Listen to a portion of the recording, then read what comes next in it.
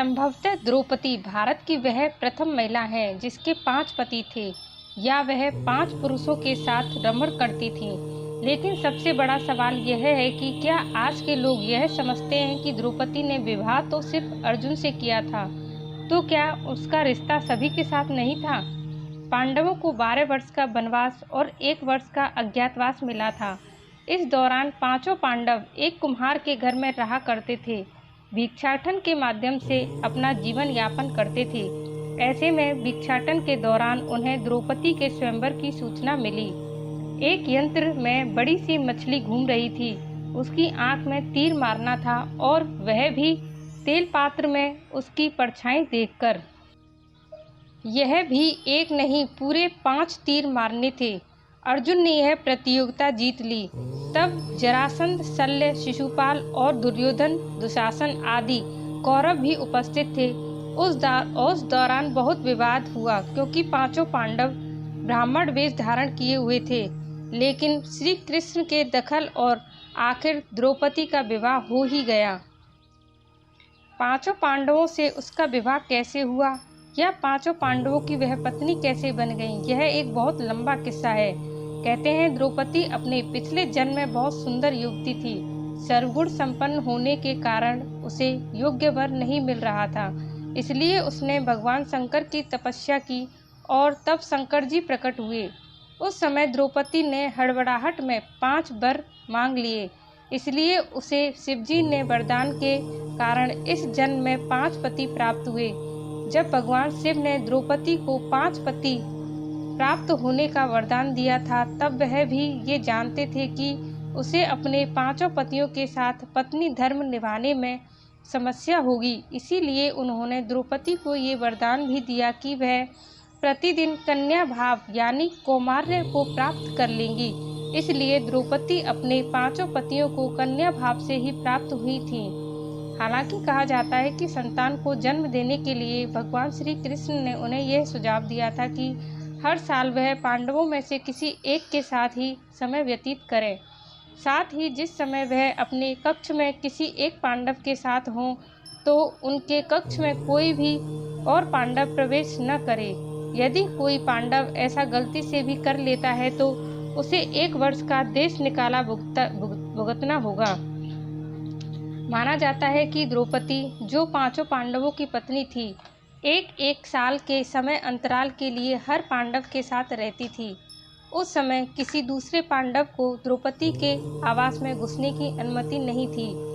इस नियम को तोड़ने वाले को 1 साल तक देश से बाहर रहने का दंड भी था। एक बार यह दंड अर्जुन को भुगतना भी पड़ा था।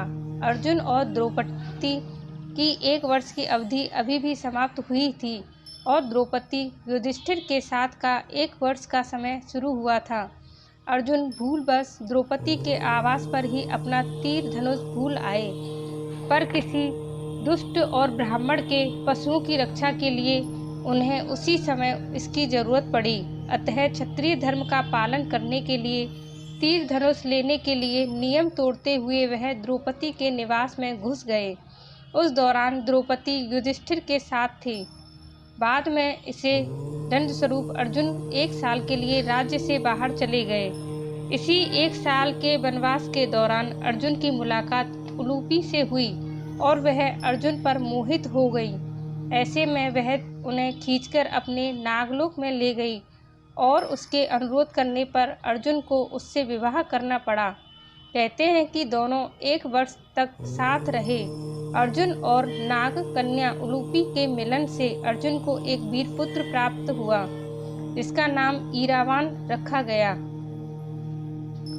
द्रौपदी ने 1-1 वर्ष के अंतराल से 5 पांडवों के 1-1 पुत्र को जन्म दिया था, लेकिन दुर्भाग्य कि इन 5 पुत्रों को अश्वत्थामा ने मार दिया था। एक दिन की बात है, पांडव और ब्राह्मण लोग आश्रम में बैठे थे। उसी समय द्रौपदी और सत्यभामा भी आपस में मिलकर एक जगह बैठी थी। दोनों ही आपस में बातें करने लगीं। सत्यभामा ने द्रौपदी से पूछा, बहन, तुम्हारे पति पांडवजन तुमसे हमेशा प्रसन्न रहते हैं। मैं देखती हूँ कि वो लोग सदा तुम्हारे वश में रहते हैं।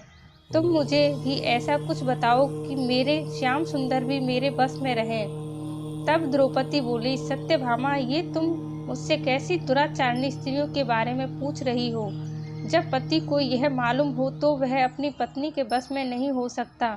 तब सत्यभामा ने कहा, तो आप बताएं कि आप पांडवों के साथ कैसा आचरण करती हैं? उचित प्रश्न जानकर तब द्रौपदी बोली, सुनो, मैं अहंकार और काम क्रोध को छोड़कर बड़ी ही सावधानी से सब पांडवों की स्त्रियों सहित सेवा करती हूँ। मैं ईर्ष्या से दूर रहती हूँ, मन को काबू में रखकर कटु भाषण से दूर रहती हूँ, किसी के भी समक्ष असभ्यता से खड़ी नहीं होती, बुरी बातें नहीं करती और बुरी जगह पर नहीं बैठती। पति के अभिप्राय को पूर्ण संकेत समझकर अनुसरण करती हूँ। देवता, मनुष्य, सजा धजा या रूपवान कैसा ही पुरुष हो, मेरा मन पांडवों के सिवाय कहीं नहीं जाता। उनके स्नान किए बिना मैं स्नान नहीं करती, उनके बैठे बिना स्वयं नहीं बैठती। जब जब मेरे पति घर में आते हैं मैं साफ रखती हूँ, समय पर भोजन कराती हूँ, सदा सावधान रहती हूँ। घर में गुप्त रूप से अनाज हमेशा रखती हूँ। मैं दरवाजे के बाहर जाकर खड़ी नहीं होती। पतिदेव के बिना अकेले रहना मुझे पसंद नहीं। साथ ही सास ने मुझे जो धर्म बताए हैं मैं सभी का पालन करती हूँ, सदा धर्म की शरण में रहती हूँ।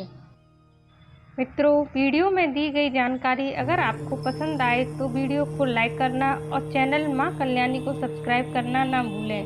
मिलते हैं अगली ऐसी ही वीडियो में। धन्यवाद।